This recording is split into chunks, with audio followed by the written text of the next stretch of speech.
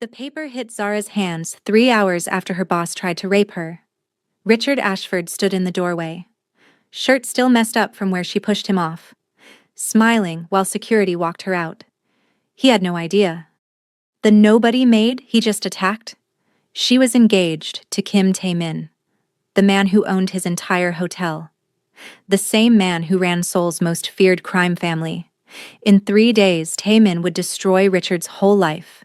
His job, his freedom, his marriage, everything. All because Richard touched the wrong woman. But here's the crazy part. The revenge wasn't even the best part. It was what Tae-min built after. And how many other women finally spoke up. This is what happens when a predator messes with someone who has real power. This is the true story. One assault. One man sent to prison for 12 years. And how it created a place that now protects thousands of women. Hit subscribe. Next week, how Zara saved Tae-min's life during a parking garage shooting. She had no idea who he was. Now let's get into this. Zara stood between two security guards. The paper shook in her hands. Her wrists still hurt from where Richard grabbed her. Her shirt was torn at the shoulder. 3 hours ago, she was counting towels. Now they're throwing her out like a criminal. The paper said, fired immediately, inappropriate conduct and assault of management. He said, she assaulted him. Richard leaned against the door, arms crossed, smiling. Same face that was in hers in that storage room. Same breath on her neck, same hands on her body. Same voice saying he'd make things very difficult if she didn't cooperate. She'd pushed him so hard he crashed into the shelves, bottles everywhere. Then she ran. 3 hours. That's all it took. He flipped the story, typed the papers, got security ready, but Richard didn't see Jiwoo in the back hallway. Phone already at his ear. Face white, not scared for himself, scared of what was coming. Because Tae-min just heard 4 words that made his blood freeze. Sir, someone hurt her. 8 minutes. That's all Richard had left. Here's what Zara never told anyone at work. She'd been with Tae-min for 2 years, engaged for 14 months, and she'd watched him destroy people before. Business rivals, politicians who took his money then betrayed him. He was surgical, calculated, absolute. One phone call could end a career. Leaked information could ruin a reputation. People disappeared from their industries, but she'd never seen him destroy someone for her. That was about to change. That morning started normal. Tae-min was already dressed. Black suit, hair perfect. That dangerous energy filling their whole apartment. Zara was putting on her maid uniform. Navy dress, white apron. The outfit that made rich people look right through her. I don't like you working there, he said in Korean. They'd had this fight 63 times. I like my own money, my own life. I'm not sitting here all day, waiting for our wedding. His jaw got tight. That look. The one that meant he was stopping himself from just ordering her not to go. At least take Jiwoo. He stays in the building. Tae-min, I clean hotel rooms. What's gonna happen? Someone attacks me with a pillow. She had no idea how much she'd regret that. He walked over, hands on her waist, pulled her close. You know what I do. That makes enemies. People who'd hurt you to get to me. Nobody there knows I'm engaged to you. I'm just Zara Thompson, maid from Atlanta on a work visa. She touched his face. I'll be careful. He kissed her. Deep, possessive, the kind that says mine without words. Jiwoo stays in the hotel, not negotiable. She agreed. Didn't know it yet. But that security guard? Only reason Tae-min wouldn't kill someone today. Here's what people don't get about men like Tae-min. They don't stay in power by hurting people constantly. They stay in power because everyone knows they can. One big show of violence buys you years of fear. Tae-min hadn't personally hurt anyone in 13 months. Richard was about to reset that clock to 0. The storage room needed inventory. Normal Monday thing. Zara had done this job 7 months. Count towels, check supplies, write what they need. Easy. Safe. Boring. She was on her knees counting when she heard it. Door closing, click, lock. She turned. Richard Ashford stood there, blocking the exit. Richard was 47, 6 feet, former athlete. Still looked it. Expensive suits. Rolex. 9 years running this hotel. 340 employees under him. Thought he answered to some faceless board in Korea. He was also a predator, and he'd gotten very good at hunting. Zara, he said, like he'd been practicing her name. Working hard. She stood slow, every instinct screaming. Small room, no windows, soundproof. Nobody would hear her scream. Mr. Ashford. Just finishing inventory. I know, I've been watching you. Stipe. Closer. She stepped back. Her back hit shelves. You're very good at your job. Very thorough. Very beautiful. Stay professional. He's being gross. Document it. Report to HR later. Thank you, sir. I should get back. I've noticed how you move. How you smile at guests. You're wasted as a maid, Zara. You could be so much more. Another step. She could smell his cologne. Expensive. The smell would make her sick for months. I'm happy with my job. Are you? His eyes went down her body. Slow. I could make things easy. Better shifts. Better pay. You're on a work visa, right? I sponsor those. Could make yours permanent. Her hands became fists. Not inappropriate anymore. This was a threat dressed as an offer. I appreciate it, but I'm not interested. Don't be stupid. Voice went hard. You know how many women would kill for this?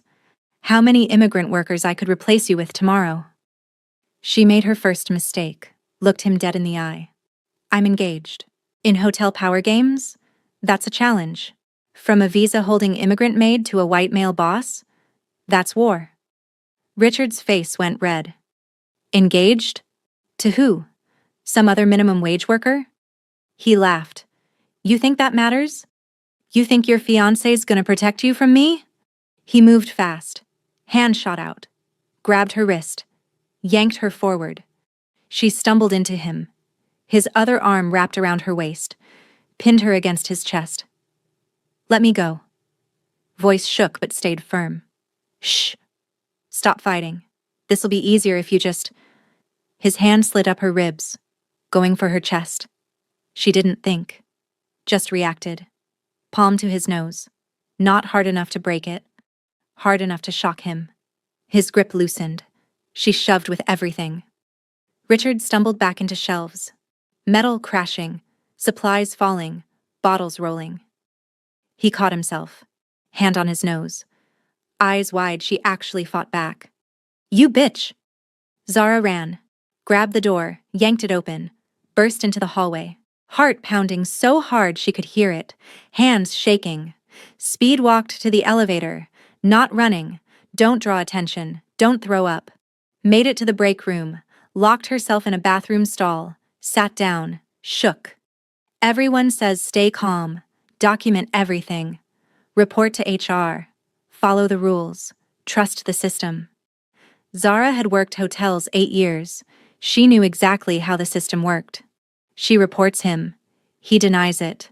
Her word against his. She's the one who gets quietly fired for creating problems. But she couldn't let this go. He assaulted her. Threatened her. Used her visa like a weapon. She pulled out her phone. Started to text Taemin. Fingers hovering. If she told him, he'd kill Richard. Actually kill him. She'd seen that look before. When people threatened his family. She couldn't ask him to become a murderer for her. Put the phone away. She'd report it. Do it right. Trust the system.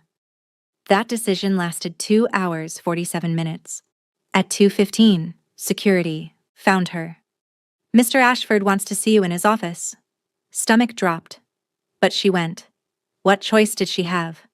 Richard's office was glass and chrome and power.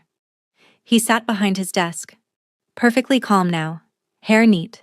Tie straight. Nose fine. Sit. She stayed standing. He slid a paper across the desk, already printed, signed. Fired immediately. Inappropriate conduct and assault of management. I didn't assault you. You assaulted me. Not what the report says. He turned his computer screen. Incident report. Filed under his name. Timestamp, 10:47 a.m., 30 minutes after the storage room. Says here you offered me sexual favors for better shifts. When I refused and told you that's inappropriate, you got violent, hit me. That's a lie. It's documented, official, and there's more. He opened a folder. Photos. Her talking to male guests, smiling, being polite, doing her job. Pattern of inappropriate behavior, complaints about you, all documented. Those are fake. I never. You're on a work visa that I sponsor.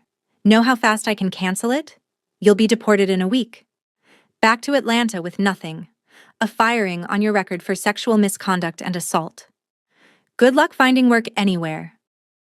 The room spun. This couldn't be happening. Unless, Richard said, voice dropping to something soft and evil. You want to reconsider my earlier offer. Apologize. Show me you can be cooperative. I can make this disappear. The choice became crystal clear. Let him assault her and keep her job. Or refuse and lose everything. Every woman knows this math. How much can you take? What's the price of dignity? How much power will you give a predator to survive? Zara looked at Richard Ashford. His smug smile, his Rolex, his certainty she was powerless, made her choice. I want my firing in writing. His smile got bigger. Already done. Pushed the paper at her. Security will walk you out. 5 minutes to get your stuff. If you try, contacting any employees or guests, I'll have you arrested for trespassing. And I'll press charges for assault. She took the paper, hands shaking. Oh, and Zara? Richard stood, walked around the desk, leaned close enough she could smell his cologne again. Let this be a lesson. Women like you don't have power here. You're nothing. And if you try telling anyone, I'll destroy you. Pause. I've done it before. That last part. I've done it before. That's what haunted her most. How many other women? How many times? Silence. Complete. Total. In the elevator with security on both sides, Zara saw her reflection in the shiny doors. Torn shirt. Shaking hands. Every woman who'd ever been powerless against a predator who knew the system was broken. Her phone buzzed. Taman's regular check-in. She answered, fingers shaking. Baby. His voice came sharp, concerned. What's wrong? Voice cracked. She wouldn't cry in front of these guards. Wouldn't give Richard that. I got fired. Why? She looked at the guards. Listening. Probably reporting back to Richard. Can I tell you when I get home? Pause. Jiwoo's in the building? Yes. Put him on.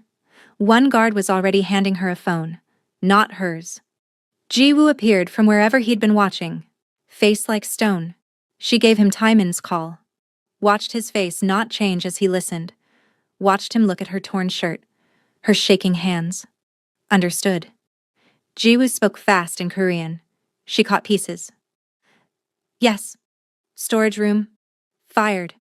He put his hands on her. Taemin's voice came through the speaker, loud enough for Zara to hear.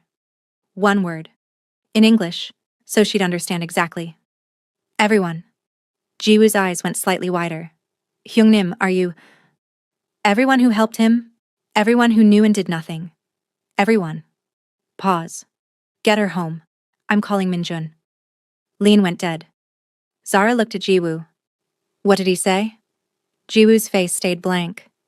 He said to take you home, Miss Thompson.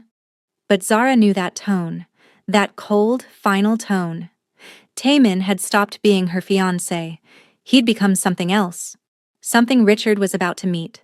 14 months ago, Zara was a divorced hotel worker in Atlanta, saving money, maybe school, maybe starting over. 12 months ago, transferred to New York. 10 months ago, in the hotel parking garage when 3 guys tried robbing a man in an expensive suit. 9 months ago, she pulled that bleeding man behind a concrete pillar. Used her scarf to stop the bullet in his shoulder while robbers ran. 8 months ago, found out that man was Kim Tae-min, and his import business was actually the biggest Korean crime network in North America. Today, she was about to learn what happened when someone hurt the woman he loved. The apartment was silent when Ji-woo brought her home. Tae-min sat on the balcony, phone in hand, New York behind him, completely still, more terrifying than any anger. "Tell me, everything," he said quiet. "Every detail. Don't leave anything out." So she did. The storage room, Richard's hands, the threats about her visa, fighting back, getting fired, the fake reports. How Richard smiled when he promised to destroy her if she told. Tae-min didn't interrupt, didn't move.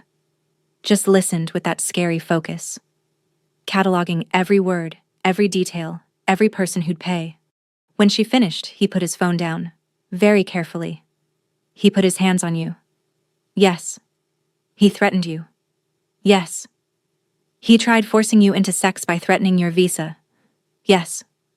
"And when you fought back, he fired you. Wrote fake reports to destroy your reputation." "Yes." Tae-min stood, walked to her, put his hands on her face. Gentle, devastating. "Look at me." She met his eyes, saw the rage, controlled but absolutely deadly. "I'm going to destroy him," Tae-min said, each word precise, final. "Not just his job, his freedom, his life, everything, and I need you to. Tell me right now if you want me to stop." "He's done this before, he said so. How many other women?" "Then you understand why I can't let this go." She did. God help her, she did. "Don't kill him," she whispered. "I don't want you to kill him for me.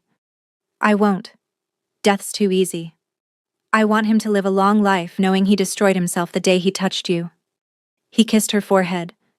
"Go shower, change. Ji-woo will stay with you. I have calls to make." Tae-min stood on the balcony, made 6 calls. First, his lawyer in Seoul.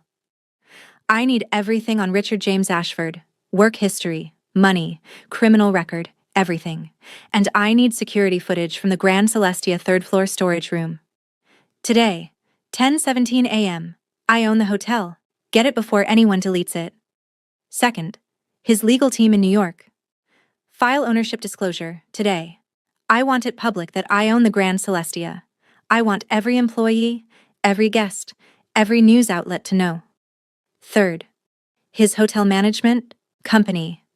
"Emergency board meeting, tomorrow, 9 a.m. Topic, criminal behavior by executive staff." Fourth, his private investigator. "Richard Ashford's done this before. Find his other victims, all of them. Names, dates, proof. Money's not an issue. I want evidence that puts him in prison." Fifth, NYPD Special Victims Unit. He had a contact, someone who owed him. "I have video of sexual assault at a workplace. Victim will press charges. I need this taken seriously." Sixth, his brother Min-jun, who handled the business that never saw daylight. "Hyung-nim," Min-jun answered. "I heard." "How bad?" "Sexual assault, attempted rape, fired her when she fought back, filed fake reports to destroy her." Long pause. "You want him dead?" "No. I want him in prison, sex offender registry. I want him to lose everything while he's still breathing. But I also want everyone who helped him. Security guards who saw her torn shirt and did nothing. HR who'll process this without investigating. Everyone who looked away. That's a lot of people. Then there's a lot of consequences. Get me everything on Ashford, every secret, every weakness, every person he's hurt. I want the full picture before I take him apart." "Got it." "Hyung-nim, the footage, if it exists." "It exists. Storage room has cameras. He doesn't know because it's new. I ordered upgraded security 3 months ago. He assaulted my fiancé on camera and doesn't even know yet." Min-jun's breath caught. "He's done. He just doesn't know it yet." Taemin hung up, stood looking at the city. Somewhere out there, Richard was probably celebrating. Probably thought he won. Probably figured Zara was just another powerless woman he could use and throw away. In 8 hours, Richard would get an email about ownership. In 24 hours, cops would knock. In 72 hours, he'd be in jail. But first, Taemin needed proof. Evidence. The thing that would make this case bulletproof. One more call. Hotel's head of security. Guy reported to the GM but was actually employed by the owner. This is Kim Taemin. I own your hotel. I need security footage from third-floor storage room. Today, 10:15 to 10:30 a.m. Don't let anyone else see it or delete it. Copy it 3 times. Send one directly to me within the hour. If anyone tries stopping you, call me immediately. Understood? Yes, sir. Mr. Kim, sir. I didn't realize. Nobody did. That changes today. Get me that footage. He hung up, went inside to find Zara. She was in the shower. He could hear her crying through the door. Not loud. Just quiet, broken sobs. Made his hands shake. Made him want to drive to the hotel right now and beat Richard unconscious. He'd promised not to kill him. He'd keep that promise. But he hadn't promised not to destroy him so completely that death would look like mercy. The email went out at 8:43 p.m. Every employee of the Grand Celestia chain. All 47 hotels. 12,000 employees. Worldwide. Subject: ownership disclosure and management changes. From Kim Taemin, owner and chairman, Celestia International Holdings. Richard was home in his Tribeca apartment, celebrating with $300 scotch. He'd handled the Zara situation perfectly. Another immigrant worker who thought she could reject him. Gone. Reputation ruined. System worked exactly like it was designed, protecting men like him. Phone buzzed, work email, almost ignored it. But the subject line caught his eye. Opened it. Read the first part.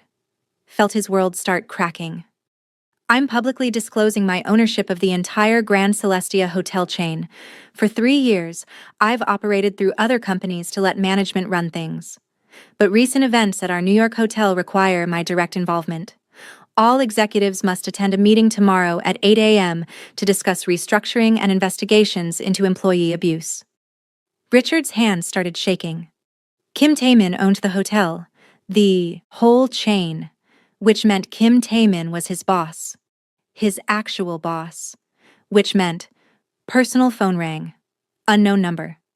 Mr. Ashford? Woman's voice, professional, cold. This is Detective Sarah Chen, NYPD Special Victims Unit. I need you at the precinct tomorrow at 9 a.m. to answer questions about an incident at the Grand Celestia Hotel. Mouth went dry. What incident? Sexual assault complaint filed against you by Zara Thompson. We have video evidence we'd like you to review. You have the right to bring a lawyer. Call ended. Video evidence. Video evidence. The storage room. Did it have cameras? He'd never looked. Hotel upgraded security months ago. He approved the budget but didn't pay attention to where cameras went. Why would he need to? Oh God. Oh God. Phone rang again. His wife, Patricia. Richard, what the hell is this email? Since when does the hotel have a Korean owner? Since when are there investigations into employee abuse? What's going on? He couldn't answer, couldn't form words, because he was starting to understand how badly he'd messed up. Zara Thompson, the maid he cornered, assaulted, fired, Kim Taemin, owner of everything Richard thought he controlled. Could they be? No, that's impossible. She was a maid. He was... Work phone rang. Hotel security. Mr. Ashford, I need to tell you the owner requested all security footage from the third-floor storage room from today. The footage has been copied and sent to his lawyer, the police, and the board. Richard dropped the phone. It was over. Everything. Over. The video hit 6 inboxes at 6 a.m. The board. The New York Post. Richard's wife. Hotel HR. NYPD. 3 lawyers representing former hotel employees. The footage was damning. Crystal clear, time-stamped, undeniable. Richard entering the storage room, locking the door. Zara turning, immediate tension in her body. Richard approaching while she backs away, his hand on her wrist, on her waist, moving toward her chest, her palm hitting his nose, her shoving him into shelves, her running. 11 minutes 43 seconds of video showing attempted rape. The Post ran it at 7:15 a.m. Grand Celestia GM caught on camera in sexual assault. Owner demands prosecution. They included stills. Richard's hand on Zara's waist, her face showing clear fear, him grabbing her. By 8 a.m., trending on social media. By 9 a.m., 4 more women contacted police. Patricia opened the email in their townhouse, watched the video of her husband of 19 years assaulting a hotel employee, watched him grab her, threaten her, try to force himself on her, called her lawyer. I want a divorce. Today. I want every asset, the house, the accounts, everything. He gets nothing. Patricia, we should wait until he's going to prison, you understand? I just watched video of him assaulting a woman at his hotel. When this goes to trial, when media finds out I stayed married to him, I become part of the story. I want him out of my life before that happens. She hung up, called her daughter at Columbia. Sweetheart, I need you home. Your father and I are getting divorced. There's going to be news coverage. I'll explain everything. Then forwarded the video to her sister, her best friend, Richard's mother. One line. This is who he really is. The board meeting started at 8 a.m. All 12 directors, plus Taman in a charcoal suit that probably cost more than Richard's monthly salary. Radiating quiet danger. Richard wasn't invited. The chairman pulled up the video. Made every director watch all 11 minutes 43 seconds. This is what our general manager did yesterday morning. At 2:15 p.m. he fired the victim, filed false reports saying she assaulted him. The footage is authentic. One director spoke first. How many others? We don't know yet, Taman said, voice calm, cold. But our investigators found 4 other women who worked here the past 3 years, left under suspicious circumstances. Sudden firings, quit without notice, all young, all minorities, all low-power positions. Jesus Christ. Our legal team is contacting them now. But regardless of how many victims exist, we have video of attempted rape, proof of retaliation. Richard Ashford's going to prison. The chairman looked pale. What about liability? If this goes public? It's already public, Taman said. The Post ran it an hour ago. By noon, every news outlet will have it. The question isn't whether we face scrutiny, it's whether we're helping or hiding. He stood, pulled up a presentation. Here's what happens. We fire Richard Ashford immediately. For cause. No severance. We issue a public statement condemning his actions, pledging full cooperation with police. We implement immediate changes, mandatory assault training for managers, third-party reporting system, zero tolerance for retaliation. And the victim? One director asked. Ms. Thompson? My fiancé, Taman said. Watched every face react, with shock.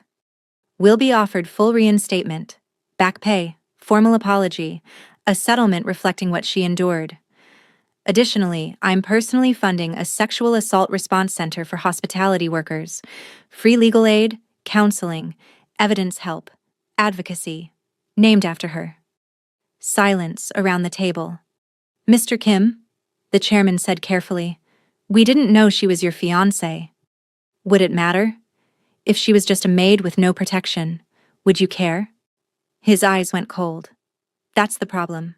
Richard thought he could get away with it because she was powerless, and he was almost right, because the system protects predators in authority. One director shifted. What do you want from us? Your votes. Fire Richard Ashford immediately. Fire any manager or HR who helped cover this up. And announce a company-wide audit of all firings the past 5 years. Find other victims. The vote was unanimous. At 8:47 a.m., Richard's work phone got an email. Your employment is terminated immediately for gross misconduct. At 9 a.m., two NYPD detectives knocked on his door with a warrant.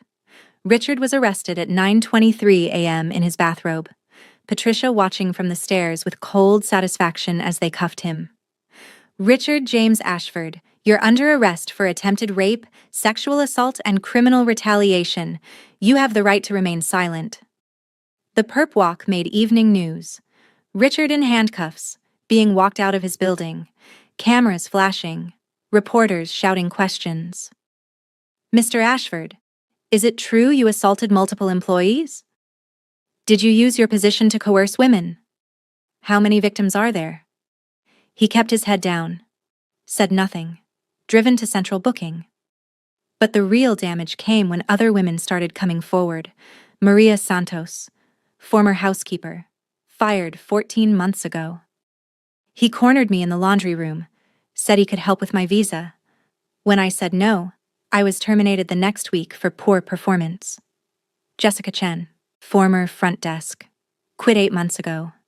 He grabbed me in his office, tried to kiss me. When I pulled away, he told me I'd never work at a luxury hotel in this city again. I believed him. So I quit. Keisha Williams, former room service, fired 2 years ago. Same storage room, same threats, same lies when I reported it to HR. They told me it was my word against his. Who were they going to believe? And then the one that made national news. Sophie Laurent, former concierge, working at a Boston hotel now. He raped me, 2 years ago, in his office after a late shift. I was on a work visa from France. He told me he'd have me deported if I told anyone. I believed him. I still have nightmares.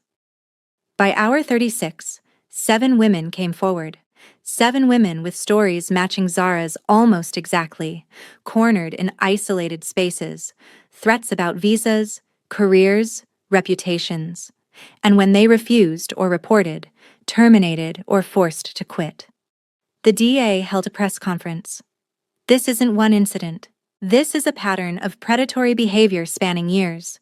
Richard Ashford used his authority to sexually exploit vulnerable employees, and when they resisted, he weaponized the immigration system and his managerial power to silence them. Richard's bail, $500,000. Patricia refused to pay. He sat in Rikers Island, and every day brought new evidence, new witnesses, new testimony burying him deeper. The trial was a media circus. 8 women testified. The video played in court. All 11 minutes 43 seconds. Zara's face visible, her fear undeniable, Richard's intentions crystal clear. His defense attorney tried arguing consent. Mistaken intentions, misunderstanding. The video destroyed every argument. The prosecutor was devastating in closing. You've seen the video. You've heard from 8 women. You've seen the pattern.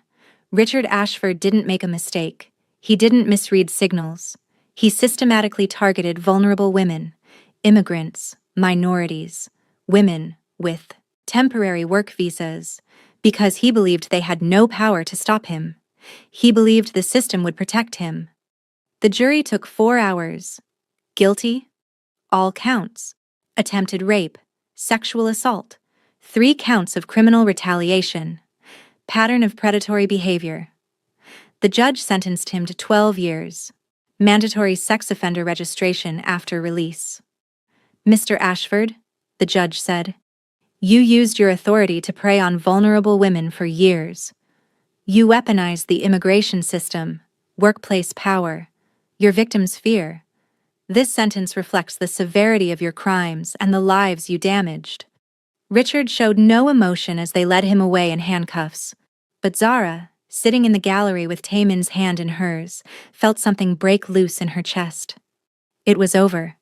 He was gone. He'd never hurt anyone again. While Richard sat in prison, everything else crumbled. Patricia's divorce finalized. She got the townhouse, 70% of assets, full custody of their daughter who'd changed her last name and refused all contact with her father. Richard's legal fees drained what was left. Every hotel exec he'd networked with for years distanced themselves, blacklisted from the industry. His name synonymous with predator, abuser, criminal. His mother released a public statement. "I raised my son to respect women. I don't know the man he became. I support his victims and hope they find peace." Even in prison, his reputation preceded him. Sex offenders don't do well in general population. He was in protective custody, isolated, alone. But the real victory wasn't his suffering. It was what came after. 6 months after Richard's conviction, Tae-min took Zara to a building in Manhattan's Koreatown. Former office building, completely renovated. New sign going up, the Zara Thompson Center for Workplace Safety and Survivor Advocacy. "I don't want my name on it," she said immediately. "Too bad. Your name means something now. Survivors see it and know someone fought back, and won." He led her inside. The lobby was beautiful, warm, welcoming, safe, comfortable furniture, soft lights, private rooms. "First floor is legal services," Taemin explained. "Lawyers specializing in workplace assault, harassment, wrongful termination, visa issues, all free. Second floor is counseling, therapists who get workplace trauma, assault recovery, immigration anxiety." He opened another door. "Third floor is documentation and evidence support. We help victims preserve evidence, file police reports, navigate the legal system, tech experts who can recover deleted messages, workplace security footage, anything that might help their case." Zara walked through, seeing consultation rooms, a small library of legal resources, a training center. "Fourth floor," Taemin continued, "is advocacy and education.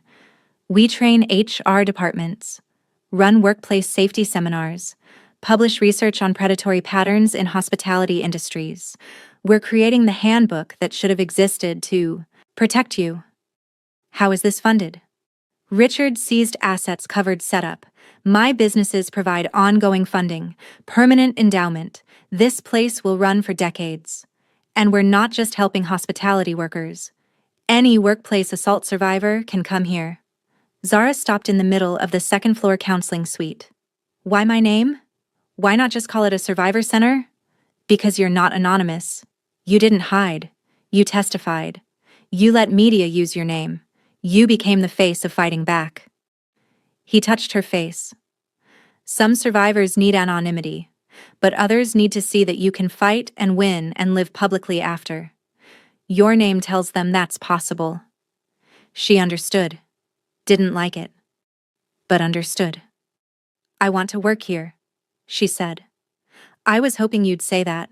We need a director. Someone who understands what survivors need because she lived it." "I'm not qualified to." "You're the most qualified person I know. You navigated the system. You know its failures. You know what would have helped you. We'll hire operations people, lawyers, counselors. But the vision, the mission, the soul of this place, that should come from you." She looked around the space, at the private rooms where survivors could tell their stories safely, the legal offices where they could get real help, the counseling suites where they could begin to heal. "When do we open?" 2 months. We're still hiring, setting up systems, training staff, but we're already getting calls. Women who saw your case and are ready to come forward about their own. We're estimating 200 clients first month alone." The center opened on a cold November morning. The ribbon cutting drew media attention, not just because of the scandal that sparked it, but because of what it represented. Zara stood at the podium, navy suit, no longer invisible, no longer silent. 8 months ago, I was assaulted by my boss in a storage room. I fought back, got fired for it. For several hours, I thought my life was over. I thought I'd lost everything. My job, my visa, my future. She looked at Taemin in the crowd, his eyes locked on hers. "But I had something most survivors don't. Protection, resources, someone who believed me without question and had the power to help me fight back. This center exists because I was lucky, Because I had privilege most workplace assault survivors don't have. Her voice strengthened. But you shouldn't need a powerful fiancé to get justice. You shouldn't need connections or wealth or luck to be believed when you report assault. This center exists, so every worker, regardless of immigration status, regardless of language, regardless of whether they have anyone to protect them, has access to the same resources I had. First month, 247 people served. Month 6, 1,500 survivors helped. They'd won 34 workplace assault cases, gotten 12 predatory managers fired, helped 45 survivors get visa extensions after employers threatened deportation, provided free therapy to 200+ people who couldn't afford it. Every person who walked through those doors got to tell their story without judgment, without dismissal, without being told it was their word against someone more powerful. One afternoon, a young woman came in, Latina, early 20s, restaurant worker. Her manager had been assaulting her for 3 months, threatening to call ICE if she reported. Zara sat across from her in a consultation room. "Tell me everything. Don't leave anything out." The woman broke down. "I thought I was alone. I thought no one would believe me. I thought I'd get deported." "I believe you. And we're going to help you fight. We have immigration lawyers, employment lawyers, therapists, advocates. You're not alone anymore." 3 months later, that manager was arrested. The woman got a U visa for crime victims, allowed to stay in the country, started working at a restaurant with proper HR policies, managers who didn't prey on staff. That night, Zara found Taemin on their penthouse balcony, looking out over the city where the center's lights glowed in Koreatown. "How many today?" he asked. 18 new consultations, 4 cases moving to prosecution, 6 survivors starting therapy. One woman who just wanted someone to believe her story, even if she's not ready to press charges yet. He pulled her against his chest. "You're changing lives. We're changing lives. You built this. I wrote the checks. You're doing the actual work." She turned to face him. "You know what the best part is? Richard tried to destroy me, tried to make me powerless, silent, afraid. And instead, he gave me purpose. Every survivor I help, every predator we prosecute, every woman who walks out of that center with hope, that's his legacy. Not the pain he caused, what we built from it." "That's not revenge," Taemin said quiet. "That's transformation. It's better than revenge. Richard is in prison. But that doesn't help anyone else. This center helps hundreds of people. Prevents future Richards from getting away with it. Turns my worst day into someone else's hope." She looked out over Manhattan, at the city that had almost broken her, but instead gave her purpose. "He thought assault and termination would destroy me, but all he did was show me exactly what needed to exist in the world."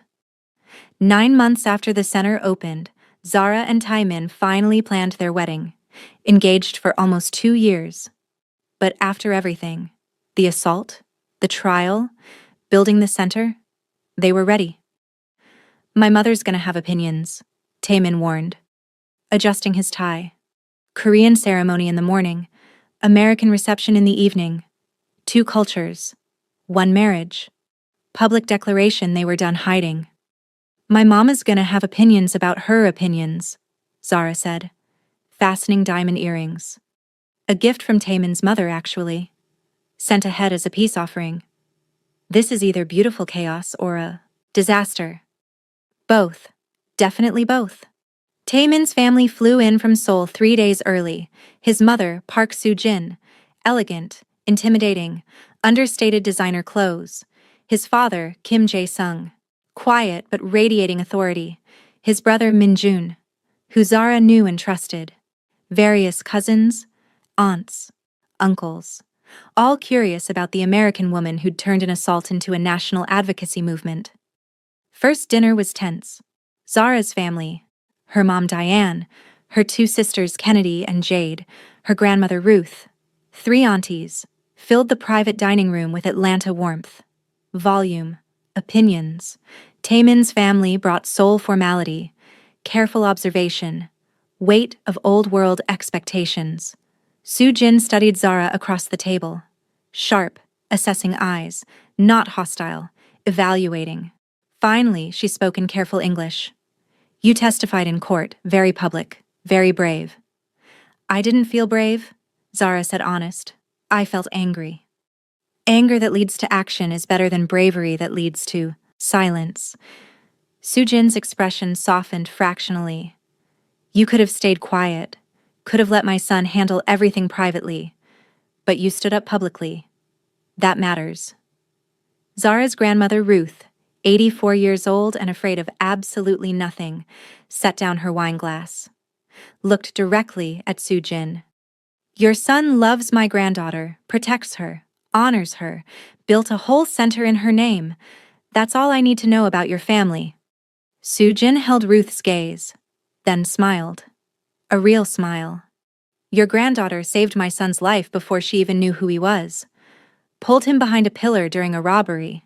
Stopped his bleeding with her scarf. That's all I need to know about yours. The tension broke like a snapped thread. By dessert, Diane and Soo-jin were comparing notes on raising sons in different cultures. They're all stubborn. Doesn't matter if they're Korean or American. Minjun was teaching Kennedy and Jade Korean drinking toasts. Zara's aunties were demanding introductions to any single Korean men in Taemin's organization. Baby, you married well. Share the wealth. Taemin leaned close to Zara. Your family is overwhelming? Perfect. They're perfect. Wedding morning was beautiful chaos. Traditional Korean ceremony at a historical venue. Zara in a crimson hanbok that Soo-jin helped her choose. Made her feel like royalty. Taemin in traditional formal wear, looking like he stepped out of a historical drama. The ceremony was full of rituals Zara had studied. Bowing to elders, exchanging wooden geese, symbols of faithfulness, sharing cups of yeongjang, ceremonial wine. When they performed the pieback, the formal greeting to Taemin's parents, Soo-jin placed dates and chestnuts in Zara's lap. Traditional symbols of children and blessings. You've made my son better, Soo-jin said in Korean, then English. Softer where he needed to be soft. Stronger where he needed to be strong.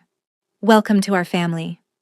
Zara's eyes burned with tears. She refused to let fall. He's made me stronger too. Braver. More myself. Evening reception was pure fusion, Manhattan venue that Taemin rented entirely. Decorated in both Korean and American traditions. Korean food and Seoul food side by side. Kimchi and collard greens. Bulgogi and fried chicken. Tteokbokki and mac and cheese. DJ mixing K-pop and R&B. Decor that somehow made hanbok fabric and African patterns work perfectly together. Zara wore a white Vera Wang gown that made Taemin's eyes go dark with want. Taemin wore a Tom Ford tux that made her aunties whisper loudly about how well that man wears a suit. During their first dance, to a song blending traditional Korean instruments with American R&B, Taemin pulled her close, whispered in Korean, then English. You know what you did to me? Tell me. Changed everything. I used to think power was about control, making people fear you, never showing weakness. But you taught me real power is protecting people so well they can build something beautiful. That strength isn't hiding emotions. It's being brave enough to feel them. She touched his face. You were always capable of this. You just needed a reason. You're my reason, my conscience, my courage. He kissed her softly, not caring 200 people were watching. My everything. Her mom pulled her aside during the reception, tears in her eyes. Baby, when you first told me about Taemin, about what he did for a living, I was terrified. Thought you were getting mixed up in something dangerous.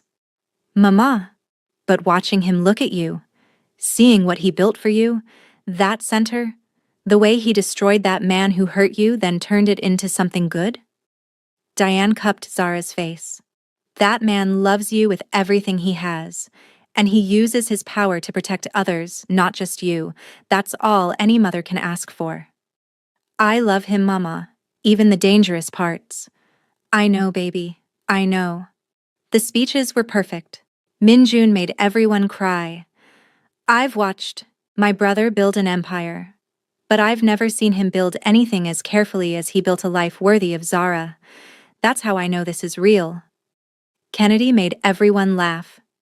Zara married a man who literally prosecuted someone for assaulting her, then built a nonprofit in her honor. The bar for the rest of us is now impossibly high. Thanks a lot, sis. Near midnight, Zara stood on the venue balcony with Tae Min, looking out over Manhattan where their life had nearly ended and instead transformed. This is your happy ending, her mother had said earlier. But Zara knew better. This isn't an ending, she told Tae Min. His arms wrapped around her from behind, his chin resting on her shoulder. This is our beginning. The real work starts now. The center. Helping survivors. Changing systems. We're just getting started.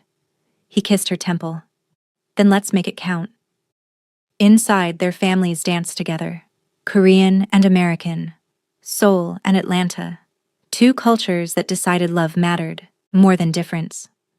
Outside, the city sparkled with possibility, and Zara realized something. Richard Ashford tried to destroy her, tried to make her powerless, silent, ashamed. Instead, he gave her a purpose, a platform, proof that fighting back was possible. She wouldn't thank him, would never forgive him. But she'd stopped letting him define her story. This was her story now, and it was just beginning. If you made it this far, drop a comment. Have you ever faced workplace harassment? How did you handle it? Share your story below. Hit that subscribe button right now.